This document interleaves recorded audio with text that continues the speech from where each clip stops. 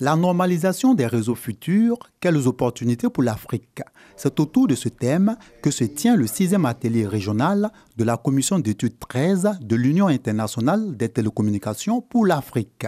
Il s'agit, entre autres, pour cette commission de partager des expériences et traiter des sujets relatifs à l'apprentissage automatique, champ d'études d'intelligence artificielle permettant de remplir des tâches difficiles par des moyens informatiques. Pour l'autorité de régulation des télécommunications TIC de Côte d'Ivoire, ARTCI, c'est une opportunité pour le pays d'accueillir cette rencontre. Notre contribution au PIB, je vais parler du secteur, qui fait près de 8%. La société de l'information n'existe que parce qu'il y a des normes pour les services.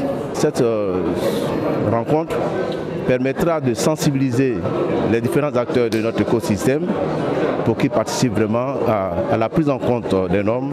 Régulateurs, opérateurs, équipementiers, prestataires de services et différentes parties prenantes d'Afrique, ainsi qu'ingénieurs et membres académiques doivent mettre à profit leurs atouts dans une synergie d'action. Leur savoir-faire et savoir-faire seront mis à contribution dans plusieurs domaines d'activité. Par exemple, dans une agriculture modernisée. Dans le cadre du projet e-agriculture, où nous regardons comment est-ce que nous pouvons utiliser certains de ces objets pour mieux irriguer les plantes, réduire le travail des agriculteurs et faire de telle sorte qu'ils aient des rendements plus élevés.